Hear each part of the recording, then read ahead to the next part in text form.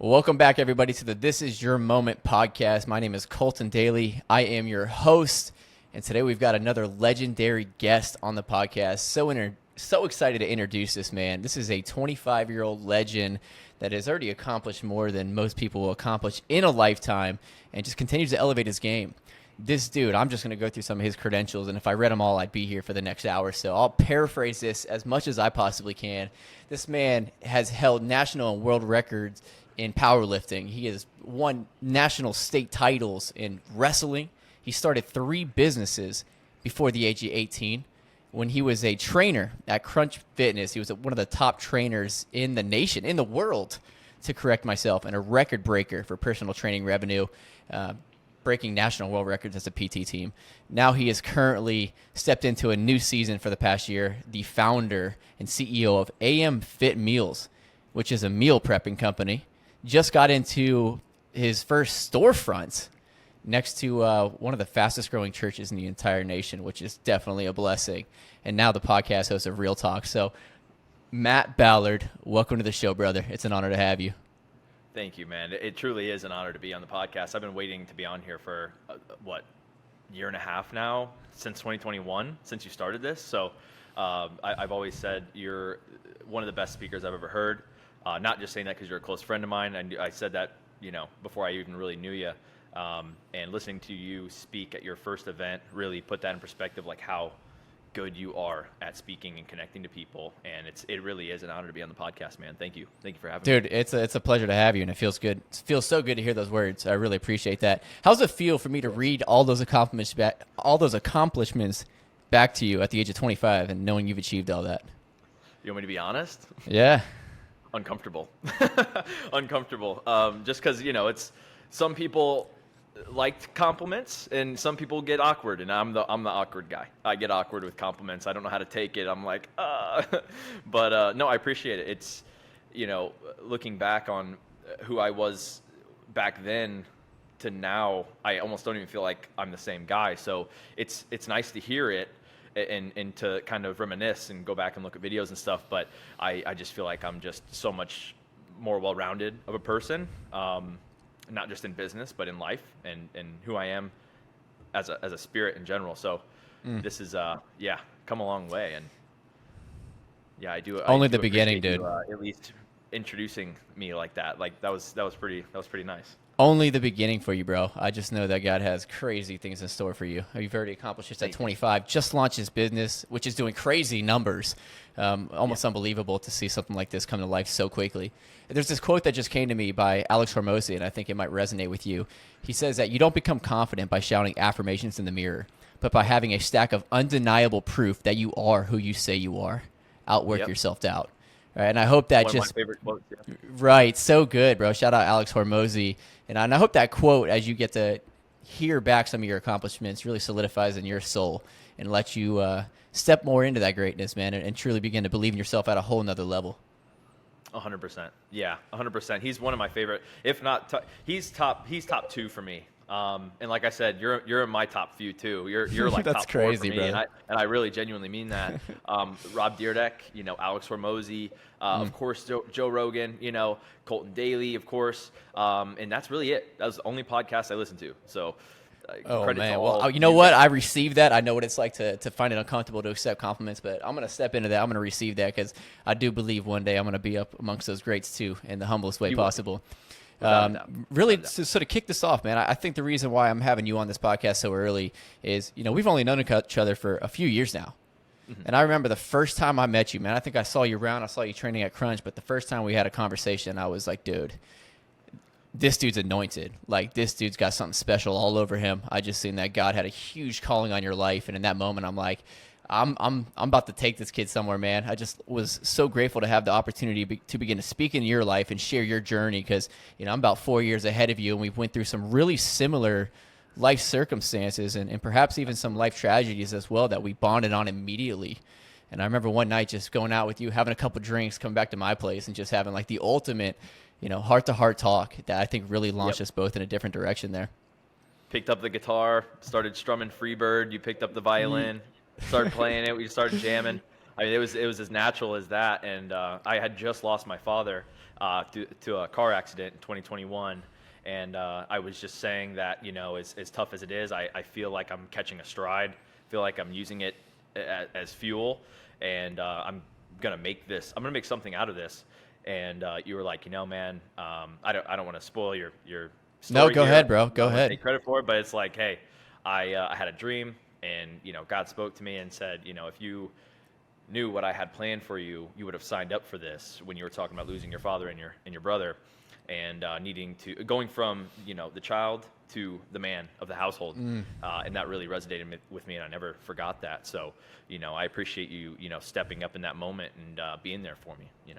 Oh, dude, it's an honor, man. I'm just grateful that God's given me this platform, and despite everything I've gone through, and all those tragedies, I see what the bigger picture is, and I see how He's going to use that for something so much greater.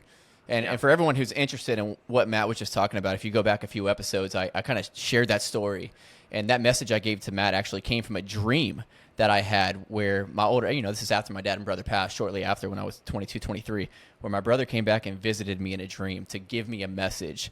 And it's a wild dream. It's a wild ride. So I recommend you go back and listen to that. So Matt, here you are today, but let's just start there, because I think that anybody who has the seed of greatness in them, right, and is really called to do something amazing, that God has a big calling on their life, typically goes through just some incredible adversity, something that absolutely breaks them down, but at the same time is the launching point and the platform to help get them where they want to go, right? So what was losing your dad like? And I know even some of your childhood stories you talk about times of, being in poverty and living in your car at some points. Why don't you run through that for a moment? Yeah, definitely. I'll keep it short, because there's a lot to unpack there, and there are some things I'll leave out for just the sake of the mood here. But growing up with a single mom, she was 18 when she had me. My dad was always there, especially on the weekends. That's when he got me. He worked in a factory, high school dropout. My mom was just getting by, little jobs here and there, and I could never get clothes, for example. I would have to go and try to make money and try to I was asking family, but the family didn't have it either, so I had to make money early on, lemonade stands, 2-3 lemonade stands at the same time, just to try to bring in the money to just go buy my own clothes. So it that poverty developed this mindset of earn that shit, and that's a huge blessing. But with that it was never fun. It was never, growing up in a all black neighborhood, being the chubby white Hispanic kid, getting, beat up until practically I stopped getting beat up, starting wrestling and powerlifting and stuff like that, even mentally and physically abused by multiple people that were the closest to me. I had to put my foot down at a point. I had to start taking initiative and start to be a man very young. And that character that built, gave me the confidence that I needed to start those businesses at, for example, 15, after breaking those world records for drug-free powerlifting, and starting, fitness consulting online, making my website, making clothing and stuff like that, training D1 athletes right off the bat. A few friends of mine that were seniors that were going D1 for their sport. I honestly, it was hell for a very long time. It was pain all the time. I remember just being in my room crying, man, crying. I had no friends, just this is hell. You know what I mean? Mom complaining about the bills, sister just kind of watching TV, doing her thing, and me being in my room thinking, what am I here for? What is my purpose, man? This sucks. This absolutely sucks. I hate my life. At some points I was saying, I hate my mom. I hate this. I hate that. I was just so angry from the life that I was born into. I was so mad at God for the hand that I was dealt. I didn't realize that He dealt me 2 aces. And, say that for the people in the back, dude. Well, I didn't realize, I wasn't looking. I was looking at them like they were ones. They weren't. How do you make somebody strong? You test them. How do you build character for somebody that is going to make an impact? You put them through that hardship early. Come on. To develop that character into adulthood. So that's looking back on it, I don't change anything. I wouldn't take anything back. It was hell. I felt that. I feel bad for that kid to this day, but it's a different thing now. Now it's fuel to the fire, just like my father's death. So before rambling on too much, that's well, I think even to stop you there, bro. You said I didn't realize that God dealt me two aces. And I think it's typically in the darkest seasons of our life where our purpose is revealed, where these gifts are brought to life, right? Those are the seasons of refinement. In the same way that gold is refined by fire, as we've heard that cliche, and diamonds are formed under pressure. I mean, right off the bat, poverty, you immediately became an entrepreneur and got creative really quickly. And I wouldn't doubt that some of those skills you learned then are helping you out now in your current business at 25 years old. 100%. Yeah. Right. 100%. I got a question for you, man. Because everyone, listen, I don't care who you are. I don't care if your life's been perfect. At some point in your life, you're going to be introduced to hell, and you're going to have to go through that season, right? And that's not a fun season. It's a terrifying season. It's a painful season. But it ends up refining you and launching you to a whole new level of consciousness. It enlightens you and just shows you that some things in life just aren't so deep. But that season, regardless of the fact, no matter how optimistic you are and how faithful you are, like I was a God-fearing man. Like I knew the Bible. I stood on his promises and thanked the Lord because that's what got me through everything. Because I can go to the scriptures and say, okay, like I can see right here that God works all things together for the good, that he knows the plans he has for me. Like this calling he had over my life, but that didn't make it any less painful. That just allowed me to get back up, right, and have some hope and faith and get through that season. But I want to ask you, because everyone has their own way of dealing with adversity, what gave you strength in those seasons? What kept you going and kept your head up? Well, I was raised Catholic on one side of my family and Christian / not religious on the other. And I come from a family where they did it by the book on one side. My mother's side, married young, 30-plus year marriages, college degrees, good job, stable family household, white picket fence on that side. My father's side, come from a family of bikers, badasses, if you will, riding dirt bikes and four-wheelers and hanging out listening to 80s rock, yes, my grandmother who taught me how to play poker at 12, so just kind of teetering that line and seeing both sides and who I could be and who I could choose to be and kind of taking both of them and meshing them together. And to be honest with you, I was never forced into religion. I was never forced to have faith, but I had a connection with God very, very young. Since I can remember, 6, 7 years old, I feel like he was speaking to me through people or through, not auditory where he's telling me something, but I would just feel him around me. And I knew God was real very young. I never questioned that. I never thought, I wasn't even looking at the book or the religion itself. I just knew God was real, very real. So I always had hope, and I would always pray about that kind of stuff. So really, that's a long answer. God and faith was my. That's beautiful. That's beautiful, hope, and I can really relate to that. I mean, I didn't grow up. I mean, we were quote unquote Christians, right? I mean, if you looked at our Facebook status of what we were, but I definitely didn't grow up in the church. But there was always this really powerful, profound connection that I had in my heart and spirit, that knowing something bigger was with me. And I don't know about you, but I've always felt this calling that I'm here to do something great. I've always I'm meant to do something significant on this earth. Do you feel like you've had that as well? 100%. Yeah. People talk about that certain people feel special type of thing. It's not about feeling special like you're better than anybody. It's feeling special like you're here for a reason. That's really what that is. I'm not better than you, but I'm here for a reason. I am special because I'm going to impact those people in these ways, and then you figure out what ways those are and how you're going to impact people.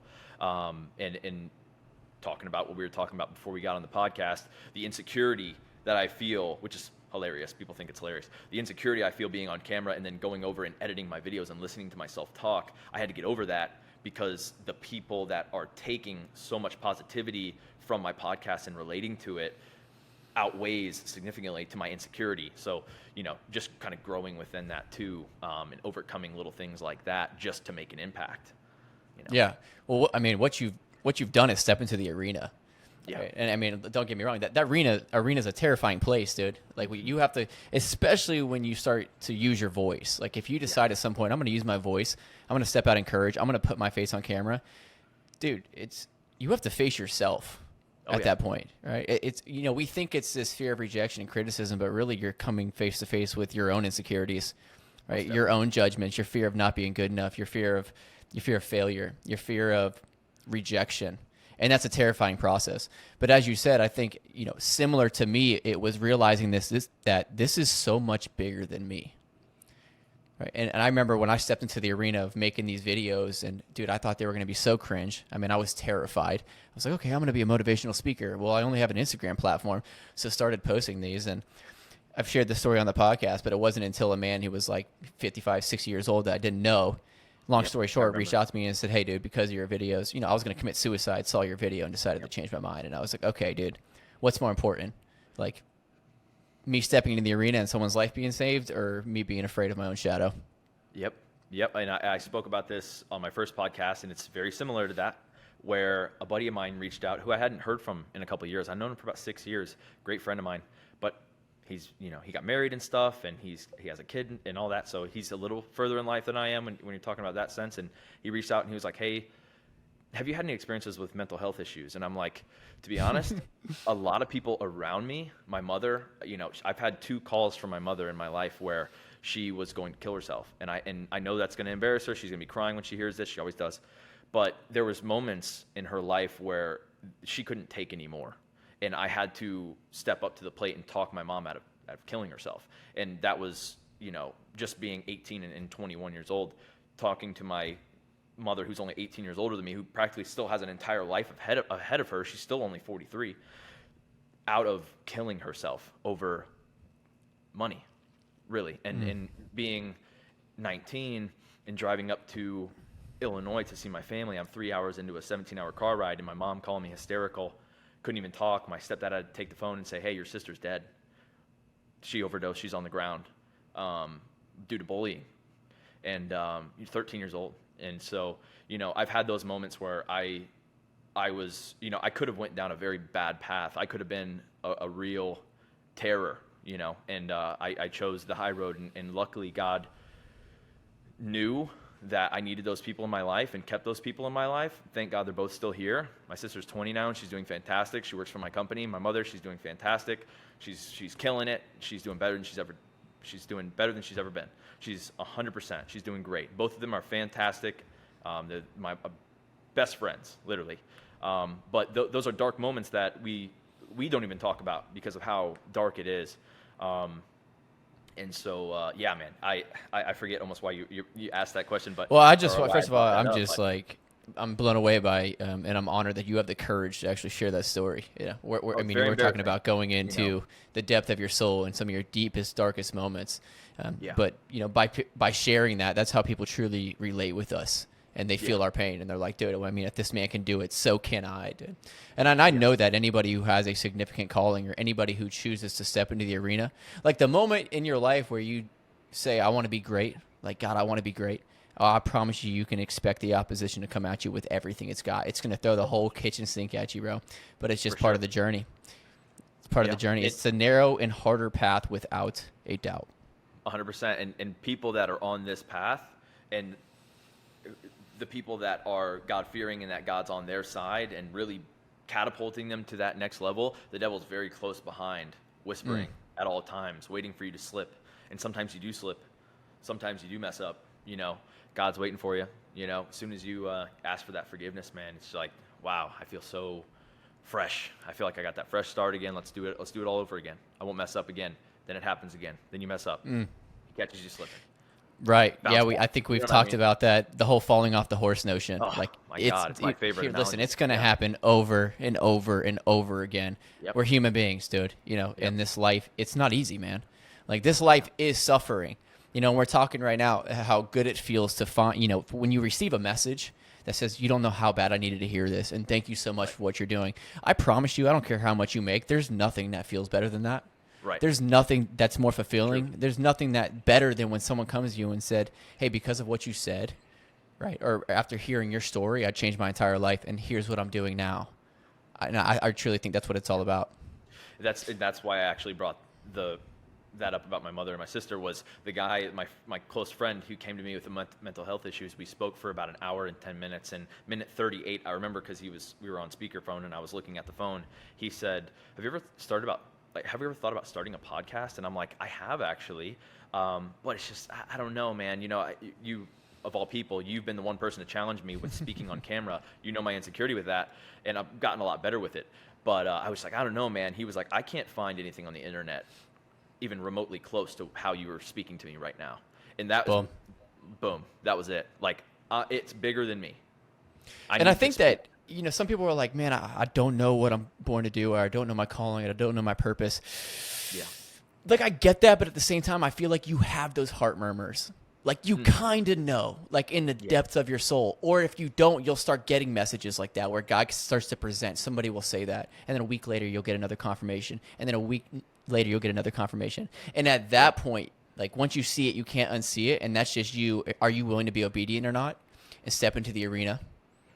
And I mean, I know certain people like to talk about spirituality and stuff, and other people don't. So hopefully your listeners do. But you know, my listeners do, brother. That's why they're here, man. It's the devil himself hiding your gift behind insecurities. You know, he's trying to make you feel like, hey, you shouldn't speak. You have a shitty voice. Right. You shouldn't talk. You have no reason to talk. You know, and in reality, you gotta shut that part of your brain up, and you need to just start practicing. Really, that's what it comes down to. And you just step into the arena. And on my previous, if you go back to the first episodes when it was the Not So Perfect podcast, in the beginning of every episode, I said, listen. Right? I said, you don't have to be great to get started, but you have to get started to be great. Like, you have to start somewhere. And that process is going to come with a lot of falling off the horse and getting back on the horse. Like, for me, stepping into that podcast, dude, I would make two episodes, be on fire, and then I'd go AWOL for like 4 months. And I have like 7 people like, dude, when's the next episode? And now I feel shame and guilt because I'm being a POS. Yeah, you know, it was you. And you truly encouraged me. And I think it's really important for everybody to know here that if you ever see somebody who is a leader, somebody who has a voice, someone who has a calling by God, and it's evident, please do everything you can and go out of your way to edify them, because we need that. We need that encouragement. There is such a weight and such a burden on the shoulders of leaders who have this calling, the things that they go through, the mental health they struggle with, and we continually pick that cross up and put it on our backs because we're thinking about people like you. But that doesn't mean that we don't suffer and we don't struggle behind closed doors. So those little words of encouragement, they can change the entire game and get someone right back on their path, right back on the horse, so they can go and impact more lives. And speaking of the devil too, by the way, like, you're spot on, bro. Like, the devil knows your flavor. He knows you. He knows how you're going to fall, and he will be tempting you like nobody's business. Yep. Every day. Still. Every day. Every day. Yep. Well, that's the concept of give us this day our daily bread, right? Yep. Like, Jesus ain't talking about food, bro. Like, he's talking like you need to go to the source. You need to get tuned in, plugged in, turned on, and filled up with the Spirit. Because if you don't put on that full armor of God, like if you don't wake up that alpha side of yourself, you're going to struggle, man. You're going to be vulnerable. Yeah, without a doubt. And I've asked him repeatedly to bring me closer to him. And what's funny is I've helped my delivery drivers for almost 16 months now, every Sunday with deliveries. So I haven't been able to go to church in the morning, right? On Sundays, I'm delivering between like 8 to 2. And now that I finally have people doing it for me, now I'm helping in the storefront. So I have all these excuses, and I haven't been able to go and at least sit in the house of God. You know, I'm very close to him. I talk to him 3, 4, 5 times a day, in depth, long conversations, and I feel very close to him. I feel closer to him than a lot of people in church. I'll be honest. I see a lot of people I believe it for the wrong reasons. And so I don't need to go to church to have a very close relationship with God. I don't need that pat on my back just because I showed up in a nice shirt and my dress shoes and said hello to everybody. I have a very, very tight bond with him, and he has my back. And to prove that, I walked into this business that I just bought looking for a storefront for my meal prep company. And I walk in, and I have my old company t-shirt on that says, "We rise by lifting others." And the lady who owns it turns around and points at that sign that says, it's right here, "We rise by lifting others." Come on, bro. It was meant to be, and I'm next door to my church. The church that I go to, I am next door, and including yourself, our good friend Nikki, and many of my other friends that go to that church. I see them every Sunday now, and they come in and see me, and it's like he's pulling me there, like a magnet, pulling me back into the church. And, he did exactly what I asked for. He's bringing me closer to him. Literally. I mean, you gotta stop right there. First of all, shout out to Nikki. I had the opportunity to coach Nikki. She is freaking epic, bro. She's amazing. But dude, when you, that's what's I want to start here and preface by saying this. I always say that I hate saying I'm religious. I literally hate that, right? I always say I'm a faithful man. I'm a follower of Christ, right? Yep. If you want to get like real about it, and you want to go biblical. The people that like murdered Jesus, by the way, who was a perfect man, opened the eyes of the blind, raised the dead, fed thousands, opened the ears of the deaf, healed the sick.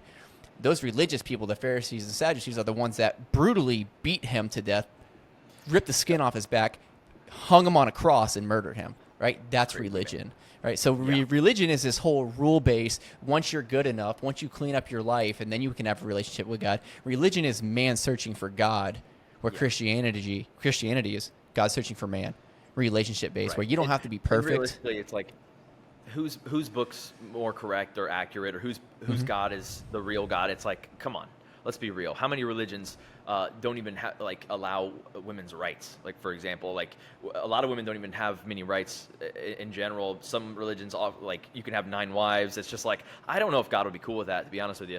And I'm way more Christian than I'm anything else, but still, I'm just like, I pray to that God, but realistically, I know that God's bigger than all of these gods that we're talking about. It's in every cell, it's in every molecule, it's in every little molecule that blips in and out of existence, like the static and electricity that we are. So, he is everywhere, he is everything. The trees communicate through the roots under the ground. The grass and certain plants, they have a screeching sound. We just learned when they're about to be cut. Everything is living around us, and we live in this digital world where we're stuck with our head in our phones, and it's just not real. You got to step outside and reconnect, get your bare feet in the ground, as Liver King would say, and go reconnect with God and the earth himself. Come on. That is really what I think most people should be doing instead of going to church, even though I think church is amazing. I love church. I love the people at the church. I love my church specifically next door. I have nothing negative to say about it. I just think that may be just a Band-Aid over an open wound. That's right. To heal through God, real God. Oh, bro, I'm about to just turn my mic off and let you preach. I'm about to turn my mic off and let you preach for the next 45 minutes, bro. No. And I'm not hating on nobody. No. This is good. This is good. I have friends that are Muslim. I have family that's Muslim. You know what I mean? Like, I'm not hating on no religion. I'm just saying I think you're all wrong. That's all I'm saying. I think you're all wrong. I think God's bigger than all of that. Okay, and I would actually agree with that, right? I think that, like I love the Bible. Don't get me wrong. I think it's filled with some of the most profound wisdom. Yep. That's been around for 2,400 years now. Wisdom and knowledge. I think it's the greatest manuscript for how to live the most beautiful, peaceful, joyful life, right? And really how to connect with your Creator. Now, this book has been around for 2,400 years. Has it been tampered with? Yes. Is it missing books? Yes. Right? But it's the greatest thing we have. Now, can I agree with you and say God is so much bigger than the Bible? Abso-freaking-lutely, dude. Like, we don't know what we don't know. And I think people that can become so dogmatic and can take that book and read it in its translation after it's been translated 200 times and try to tell me what it means. I'm like, like, I don't know, right? Maybe. But I think it's a personal relationship. And I know for me, there's nothing on earth that fulfills me and brings me joy, love, and peace and purpose more than having a relationship with God. Right? Now, I'm not telling you how to pursue that. You got to find that in your own way. But if you spend an entire lifetime without ever even seeking it, and then you get to heaven and have to face the Creator, maybe, right? Maybe. I don't know what it's like in the afterlife. That's going to be a tough conversation. It's going to be a tough conversation. And I would totally agree. I think that, first off, when it comes to Christianity and the Bible, I think that's what I would choose too. That's what I relate to the most, and it is by far the best book ever written, in my opinion. And if you want to live a fulfilling and wholesome life and, feel complete, follow those rules. And I really do believe that. I think people just get carried away, and some of the most judgmental people I've ever met are people of religions, and that's so good. Why I'm good. You got to check yourself, because you're not better than anybody just because you are, going to church 3 times a week or whatever. And that's where it rubs me the wrong way, is when people think they are better. You're not better. Right. And just to put a bow on that, right? I mean, I don't have all the answers. All I know is my personal relationship with God, and in this short time frame I've had here on earth. I will say, in regards to church, I think, if you're looking to connect with people that are truly going after God, right? That are seeking to be filled up with light and filled up with love. That, a church is not a building. According to the Bible, it's the body of Christ. You and I right here, right now, are having church in this moment. It's bringing together people that all have that love and that light inside them. I just think that, as you said, in the church, so much of that religion we just talked about, that rule-based, you better follow these commands, the same people who killed Jesus, is still intertwined in the church today. And there's a lot of judgment there. Right. And they will be the first ones to cast the first stone, even though that behind their closed doors, they sin just a different way. Right? So I don't want to go in that too much farther. I know it's a huge vital point in our life. But taking this full circle now, 30 minutes later, I love the conversation, by the way. Coming now to the start of this business for you, a beautiful chapter of your life. I want to just go back to the very beginning. I remember you came to me, or I probably reached out to you. I don't know. I saw how much love and light you had. We started connecting. You were training at Crunch. You were just absolutely thinning yourself out in your entire life. You had no time. Yeah. And you had this idea that I'm going to go after management. I might start this. And so we sat down together. I said, Matt, I want to offer you a coaching session, right? I really want to just give you a moment and to offer what I feel like the gifts God gave me are, which is visionary, but I also saw your heart. And so, yeah, feel free to take it away, man. Yeah, man. I was a personal training manager at a Crunch channel side, $4 million club. Fantastic position too, 2,000 plus check-ins a day, just amazing people, great culture. It's a dream job for a lot of people, making six figures as a personal training manager and top coach. It's like, what more could you want? I love my clients. I love everything that we have as a unit, as a team, the camaraderie. Like, this is ideal. This is a 10 out of 10 position. And after my dad died, I just knew that, one, I started back at Crunch to get out of the house. I was working from home before that. And when I came back, I fell in love, got promoted twice within 90 days. I fell right back into my rhythm again. And Crunch kind of saved me from that downtrend into a depression. And so when I found that second wind and I started at Crunch, I knew that I needed to change something up. I knew that this wasn't my long term. I knew it was short term. And when we spoke, I was saying, okay, I have the supplement company. I've had the sports supplement line. I'm going to do an energy drink line. I'm going to be in all the Crunches. It's going to be a multi-million-dollar deal, blah, blah, blah, right? I know the CEO. I know the owners. I know the VP. We're going to go in on it together. I had a plan. And, you were like, well, what if you can do that without being in management? What if you could do that without working 6-7 days a week, 12 to 14 hours a day, right? And not having you were certain, by the way. You were certain, by the way, that was the only path. I remember that actual moment when I was sitting down in front of you, and I was like, Matt, just for a moment, let's take the blinders off, because I know you are convinced that this management route, right, and going and working 7 days a week, 24 hours a week is going to get you there. But just open your eyes for 1 second. Let's expand the vision. And in that moment, things started coming to life. Yeah, 100%. And what you did to really snap me out of that state of mind was similar to how you introduced me, which was, you were like, I want you to brag now. I want you to brag about all your accomplishments since you can remember, going all the way back. And you filled up this notebook sheet full of like 25 things I could think of, small, big, everything in between. And you read them back to me and said, and I was 23 at the time, and you said, this guy should be a millionaire regardless of age. This guy should already be a self-made millionaire. Why aren't you? And that's when I'm like, well, hard to do that when I'm like, I literally just work with Crunch and yada yada. And you're like, there's your problem. You're just going all in on Crunch and doing nothing for yourself on the side, even though you have a plan, not really giving yourself anything. You're not investing into yourself, time or money. And so that's when it really clicked, like, yeah, you're right. I'm going to do this for a little bit longer, but I'm going to use this to catapult myself to the next big thing, the next big idea. And luckily, I came up with a good idea through a couple clients asking me, who do you go through for meal prep? I'm like, I go through a friend of mine who's a chef.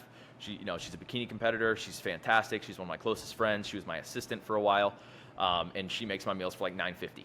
And I buy the containers, whatever.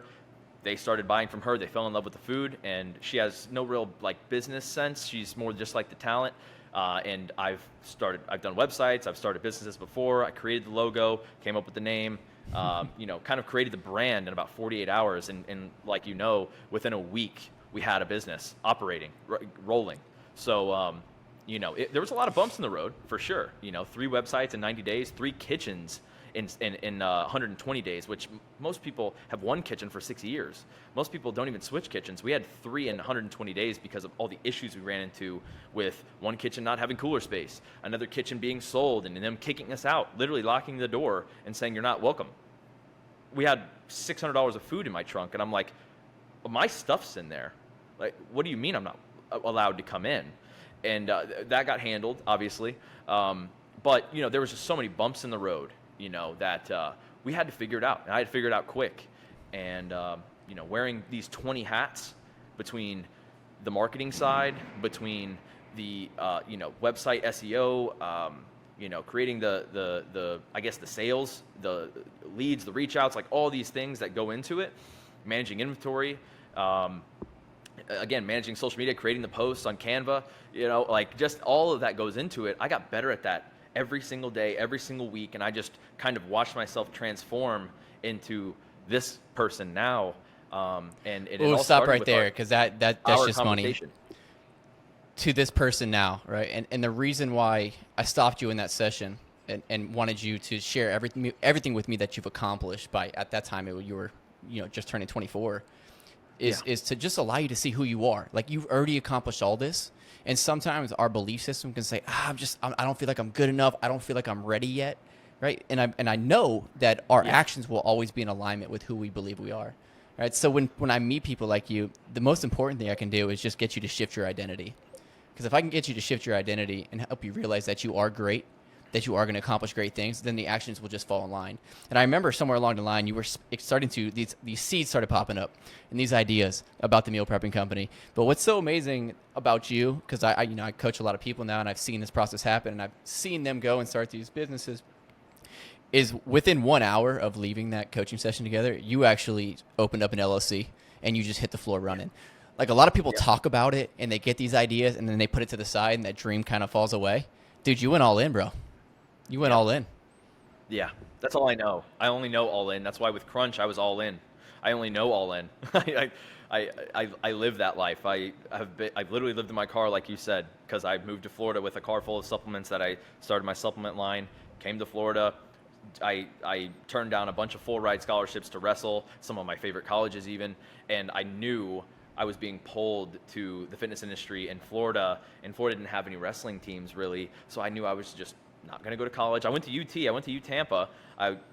One of the few people that actually got, I guess, accepted that year. I think it said like 8% of applicants got accepted that year. It's a very hard school to get into. I was going to the School of Entrepreneurship thinking I was going to walk in, create a crazy idea with these kids that may have like a rich dad that we could go in on it together and, Shark Tank style, get rich. And I started school and realized these kids are just here to party, and these kids don't have the same vision and mission as myself. So I dropped out first year and I was just like, this isn't for me.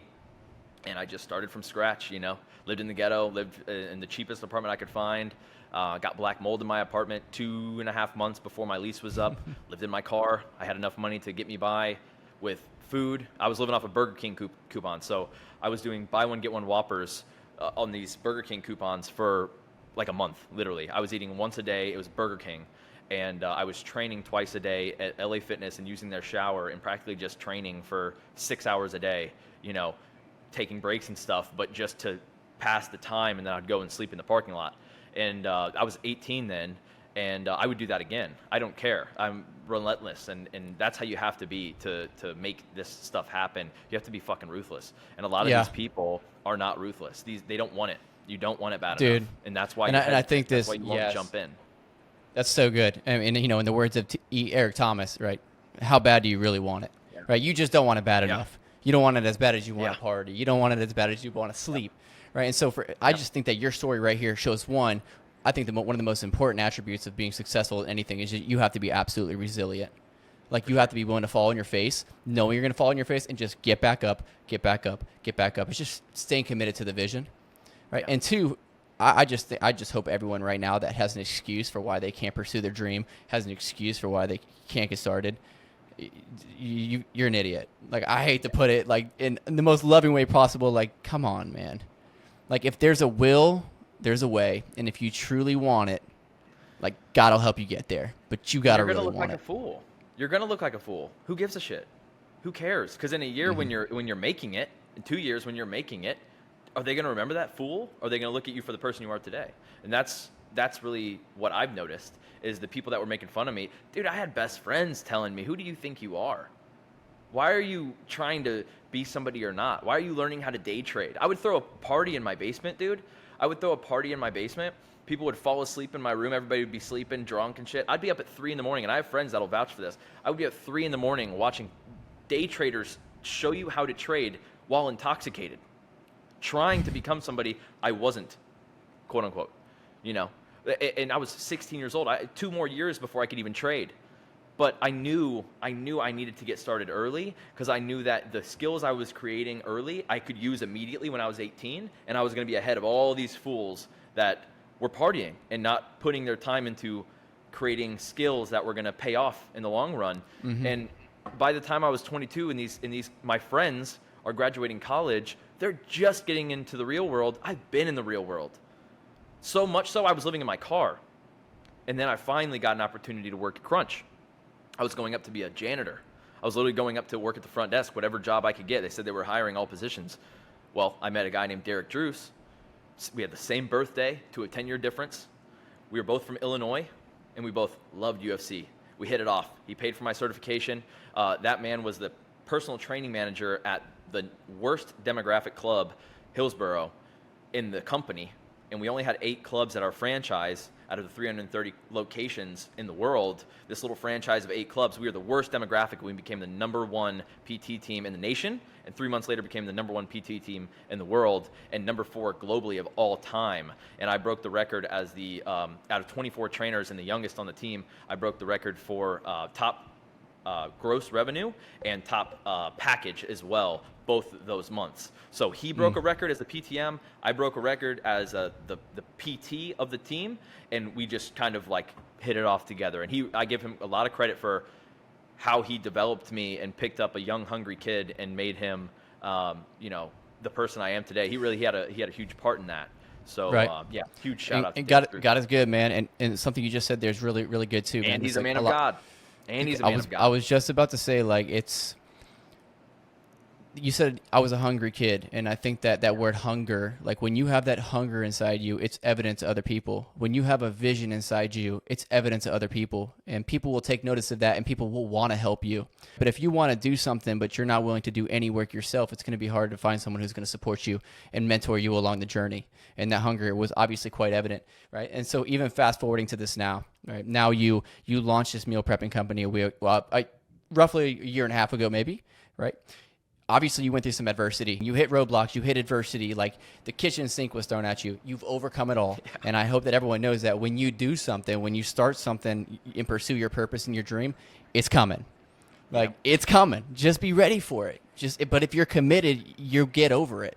And God will continually find another way. But he will use these as ways to develop your character, to show that you are faithful and that you do have integrity and that you'll continue to walk in the right ways. Right. So where are you now? Right. You started off day zero, $0, launched your LLC, and to this day, what are you putting up numbers if you don't mind talking about this? No, of course. Yeah. Don't mind at all. Now, I don't mind now. So in the very beginning, we had a kind of like a soft launch. We were taking payments through like Zelle and Venmo and stuff while I was getting the new website done. And so I got this is the second website ready. And we launched the second website, and we had a bunch of people. We actually made $15,000 our first month, a little over 14. Just under 15, 14.8, I believe. And so I'm like, we're gonna make $1 million. Like, this is cake. You know what I mean? Like, this is nothing. Well, next month came around, and summer started. First summer that restrictions were uplifted from the COVID lockdowns. Right. This is summer of 2022. And so a lot of the people that were buying from us were friends of mine, just supporting. They all knew who I was. They were buying my business's meals. They weren't buying AM Fit meals. They were just helping and supporting me. So I was like, oh, this is great. This is cake, whatever. Next month comes around. We do about 95. Everybody's starting to travel. It's May now, or I believe June. Everybody's traveling. People are starting to pause or cancel for various reasons, mainly because of traveling. Well, next month comes. new website, way more customer friendly. It's way easier to use. It's way cleaner, way more professional. I'm like, everybody go sign up on this. I can't manually do it. You have to do it yourself. So I did that, and we went from, I remember doing $2,200 a week to doing $200. It was about $190. We had one client re-sign. One. So from $15K first month all the way down to $200, one client. How tempted were you to just give up and throw in the towel? The third month we made $2,800, and that was going from one person to 4 to 6 to I think 7, and that was the 4 weeks. And those In that moment, I think that was probably one of the most pivotal moments of this entire business. How close were you to throwing in the towel and saying, was that voice in your head? Yeah. Not yet. It was a punch in the face, and I was like, well, that didn't go as planned. I just put $3 or $4 grand into canceling or breaking a kitchen lease to get out of this deal that I was stuck in with a kitchen that was way overpriced and didn't have cooler space for us. We were doing 300 plus meals a week and nowhere to put our food. So it was a real issue, and it was I had to break the lease. So I put $3 to $4 grand into that. I put money into my chef. I put money into everything else, and I was back to broke. And boom, the meal prep company stopped making money almost immediately. And then I was like, well, now I have to figure out how to create a business, because my friends who supported. Now I have to figure out how to grow a brand. And that was one of the best things that could have happened, because in that time frame, the next month we made about $4,500. The following month we made about $6,800. The following month we're back up to 8. We're back up to projecting 6 figures, and we continued to grow from there. And that was from me learning how to market a meal prep company. I had never marketed food or been in the meal prep space or anything like that. I had no experience in it whatsoever, but just diving into it, you're going to have to figure out how to swim or tread water, right? So that's what I was doing. I was figuring out how to tread water, and then I figured out how to swim shortly after. So real quick, what you're saying, and what I think everyone should take note of, is that lowest point of your business, that punch in the face, that adversity, was actually the greatest thing that ever happened to you. Yeah, exactly. Hindsight's 2020. I wouldn't have learned anything that I learned to create a real brand and actually forcefully build momentum. That was given to me. It was like here you go, because you have a good amount of friends and a good connection or a network through your gym. Here's a solid first month, and here's a great second month. But I'm gonna take all that from you so you can figure out now how to actually build a business. If you're talking about God doing it or whatever you want to say, He took it from me as quickly as He gave it to me and said, figure it out. And I figured it out. I don't know if you've seen that. I don't know what movie it is where that older guy is like on a podium or something. I don't know the whole quote, but he was like, I asked God for strength and He gave me difficulties. Have you seen that? Like, that's how it works. So like, sometimes, like, this is how prayers are answered. And when you go through adversity, although it feels like you're being crushed, like, you're being molded. Yeah. And so now what are you doing numbers-wise? I mean, you're a year and a half in now. Where are you at numbers-wise, per month? Yeah, so we are, with our current storefront, we're doing very well. We're next to a GNC, next to a Plato's Closet, next to Radiant Church, in between all of that. And right across the street is a Crunch gym that I used to manage the PT team for, and that's Crunch South Tampa. Love those guys. I love the GM there, the PTM, so we're very tight.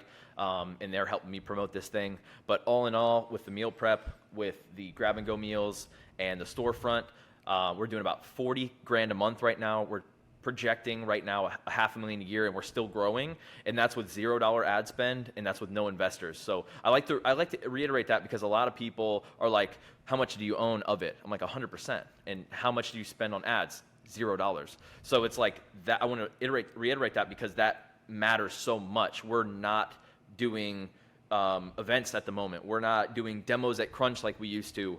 We're not, because we're really just trying to meet the demand, being short-staffed, that we have so much more potential. We're just trying to create a team right now that's reliable enough. We have people going out of town. I have people moving away.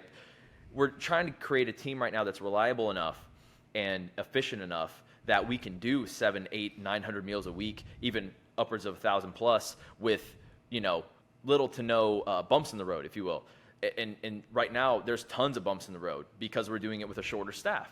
And with that, you're going to kind of get capped, and you're going to have to kind of pull back on the marketing and try to control your growth, because you can only grow so far with a small team. So I guess what I'm saying is we're in the building phase of the inside. We're building our team so that we can continue to grow. I can start marketing today. I can start putting $1,000 a week in ads. But why would I do that? So that we would just fall on our face and fail. I'm not going to do that. I'm going to control this growth and take a nice and steady incline instead of this, like we did in the first month, and then fall flat on our face. First of all, there's so much wisdom in that. But what it all sounds like to me for you is that this is just the beginning. You haven't even tapped into all those new symptoms, and you're already doing $40K a month, bro. So congratulations. There's a scripture, maybe it's in Galatians. Scripture in the Bible says that do not get weary, do not get tired in doing good. For in due season, you will reap a harvest if you don't give up. Yeah. And I think that you're beginning to taste the first fruits of your crop in that harvest season. And it's just a baby harvest compared to what you got coming in the future, man. Yeah, and you know, bringing our friend up, Nikki again, you know, who does the beach cleanups and stuff with her nonprofit. I like to connect with people like that, as well as like Michael Beckwith with his, he does for his mother's name, he has a nonprofit for domestic violence. So we partner with certain groups and nonprofits. Not to feel good about ourselves, but because that's what we're really trying to do is help people and donate to good causes. And that was my intent the entire time because, you know, going back to high school, I was president of Key Club and I was running the volunteer group for about 50, 60 kids. And I always naturally liked doing that stuff. And even at my business at 15, I had a volunteer group with my people, with my clients, with my friends, with my staff. I had a volunteer group outside of the Key Club thing that I was a part of. So I've always really been that person that knew that giving was much more fulfilling than receiving. That's right. So that's why I put everybody else first. That's why I've paid everybody else's bills before my own. That's why I'm willing to sacrifice and be the last one to eat to make sure everybody else eats first. And that's kind of the person you need to be successful. You're not going to get anywhere without a solid team, and nobody's going to be on your team if you're not for them almost more than you're for yourself. So. That's right. Right. I've learned that, you know, people follow the vision. And when the vision is from a pure heart, such as yourself, you know, you have to have the intentions when you go to create a business that it's going to be serving people just outside of yourself. And when you have a heart to serve people and a heart to uplift people and give to people, that's the vision that God will bless.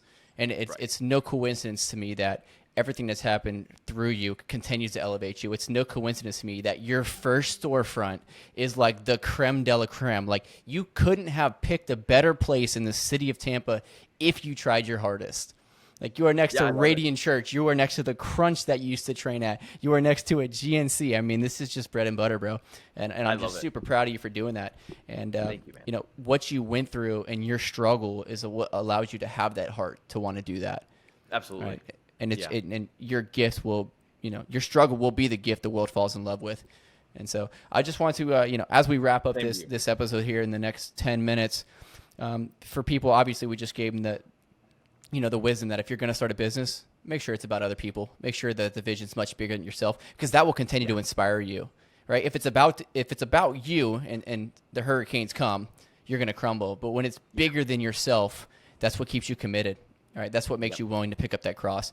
What advice for you would you give to people who are in a season of their life? Because I know I was there, and I know a lot of people are kind of in that gift where they're a little bit asleep, but there's something inside them calling them to do more. Like they know they were born to do something more.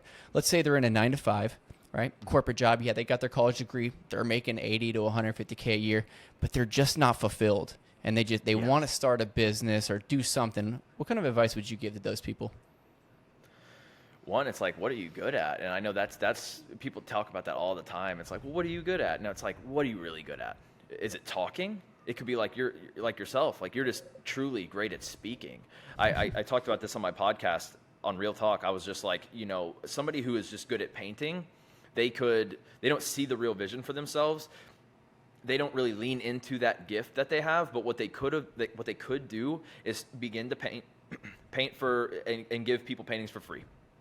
Get that experience under their belt. And over time, with that experience, maybe you could start doing classes on teaching people how to do painting, like the wine and painting business that everybody's kind of raving about. Painting with a twist. There you go. Thank you.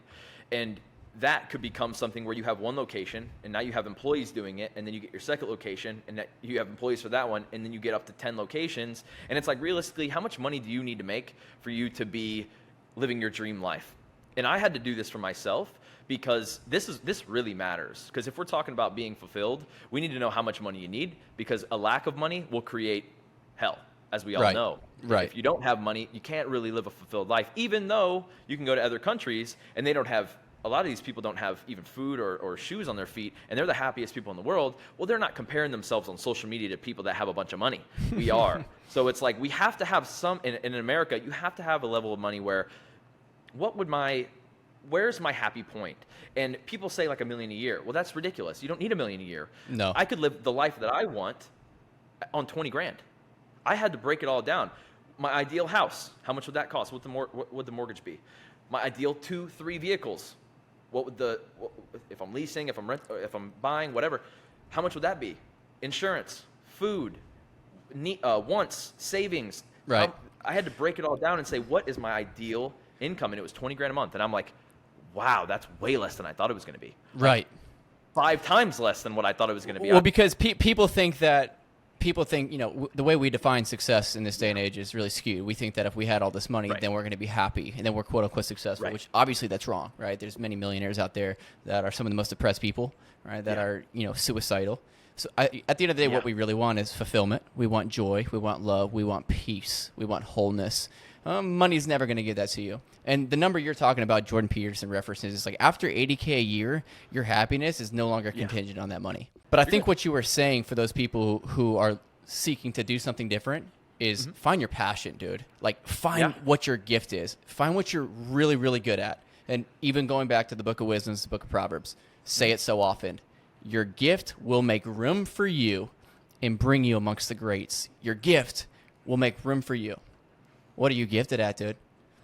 Yeah, I mean, that's and to answer your question really quick, like with how much money you need to actually make.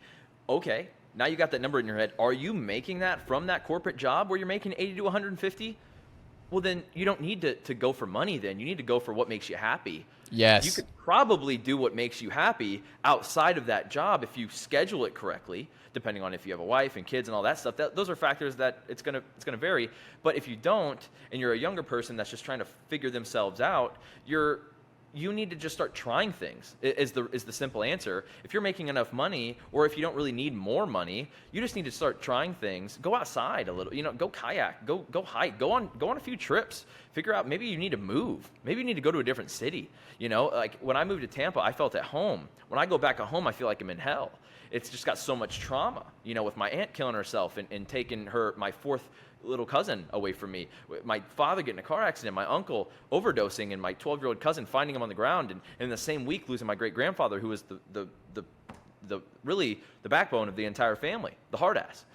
Losing all those people in 4 years, like that feeling I feel going home, quote unquote, I don't feel down here. Maybe you just need to move. Maybe you just need to find a place where you can grow into your real self that hasn't really got to blossom because you haven't really met that person yet. You need to put yourself out there, and that's the extended answer. Right. And I mean, I think just even in the bigger picture, like if you want things to change, you have to change, and be willing to make a change. Like look at your life. Are you fulfilled? Are you happy? Because if you keep doing what you're doing and nothing changes, that's on you.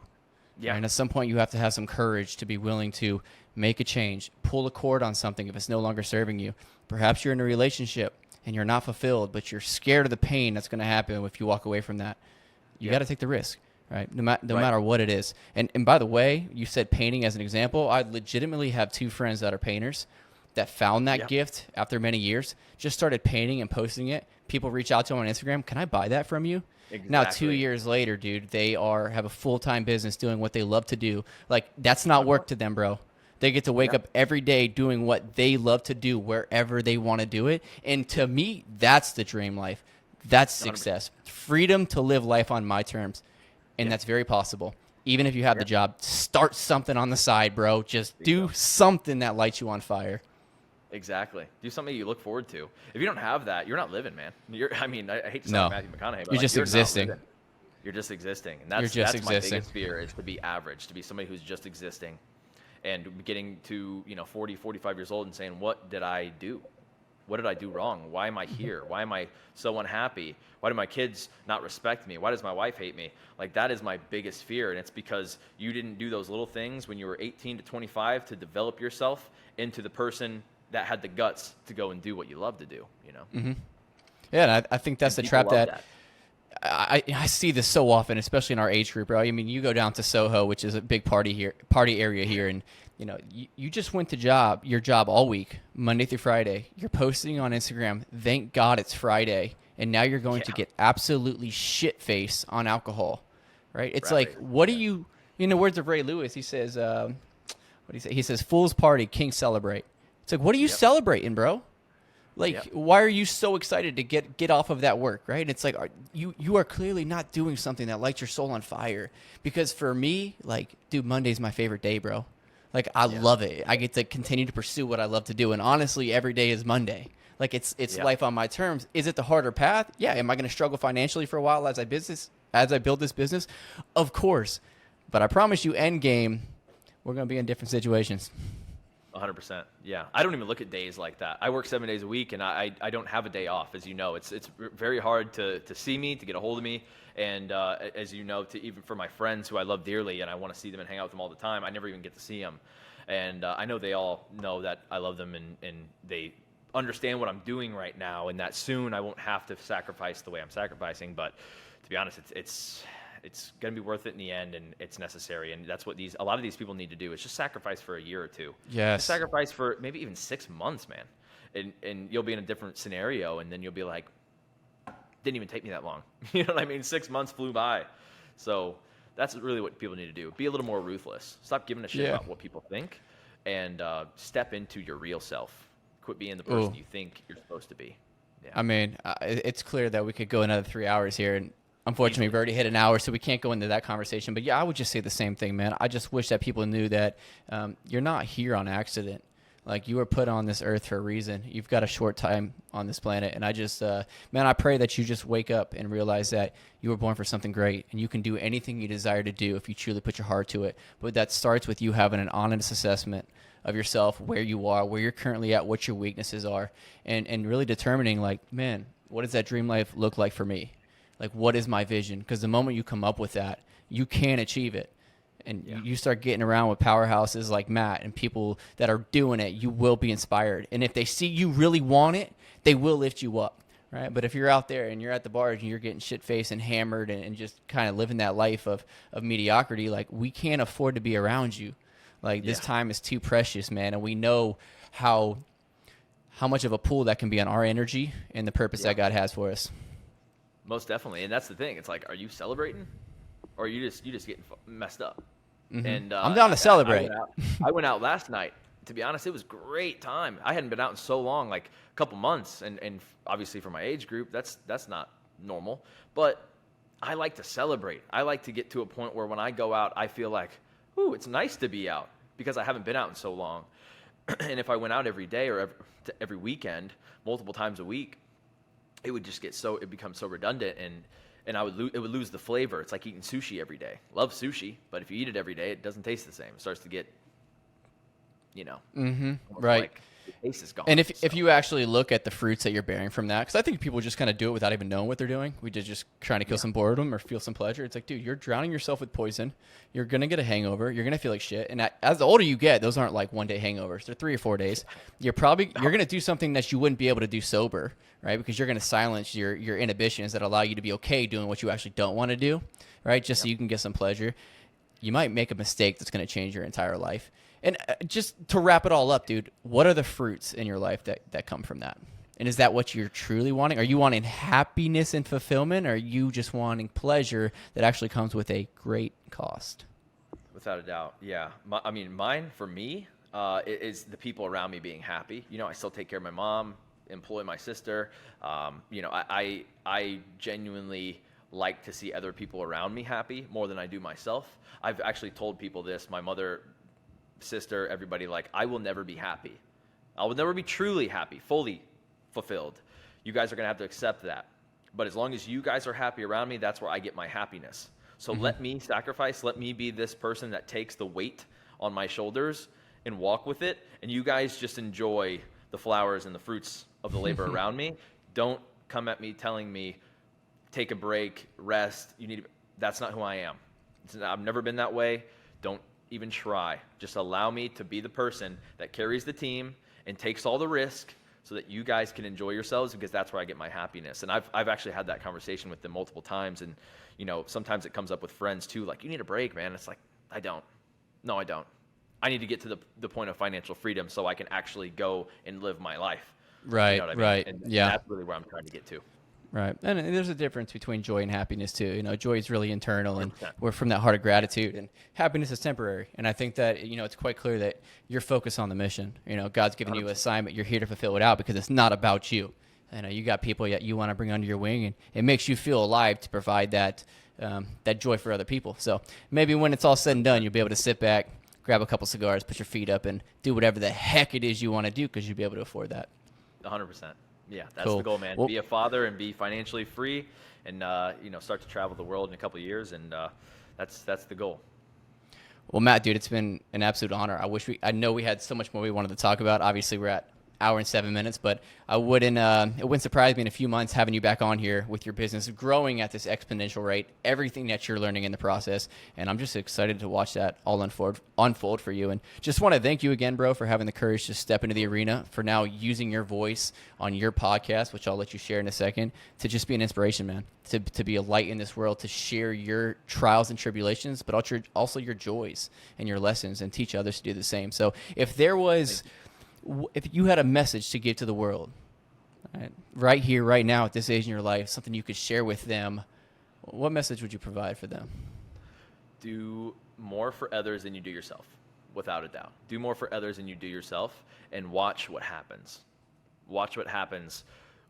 Watch what walks into your life, what gets attracted into your life. Watch what people do for you, and watch the connections you start to build by just doing stuff for others instead of, doing stuff for yourself at all the time. And that's really what I live by, is doing more for others than I do for myself. Even though it seems kind of hypocritical because I'm working on my business at all times, I'm feeding people and I'm employing people, and I pay everybody else first. So do more for other people than you do for yourself. It's beautiful. You reap what you sow. Give and it'll be given to you. 100x. Cool, man. Well, where can people find you? What's the name of your company if people are in Tampa looking for a meal prep company that, one, gives more food than anybody else, isn't as a better cost than anybody else, and two, your podcast, man? Yeah, so it's a Real Talk with Matt Ballard, at Real.Talk.podcast on YouTube. We're on Spotify, A.M. Meals, and A.M. Fit Stop on Instagram, AM like the morning. So write it out like A.M. And then for the website, it's just amfitmeals.com. And I believe that's it. My personal is just at Matt Ballard with 2 T's and 2 D's. So those are all the tags there. So reach out to me, DM me if you have any questions. I would love to speak to you, and maybe we can even set up a call. And I hope you guys got something out of this today. And I definitely appreciate you bringing me on the podcast, man. I've been waiting for a long time to do this with you. So let's do it again soon. To many more, man. I'm excited to celebrate many victories with you in the future. And for everyone who did get some value from this episode, it'd be truly appreciative if you share this with a friend. If you found some inspiration, go ahead and rate the podcast, give it a thumbs up, however it works nowadays. And, man, Matt Ballard, this is your moment. And for everyone listening, this is your momentum. Y'all have a good day. I'll catch you on the next episode. Peace.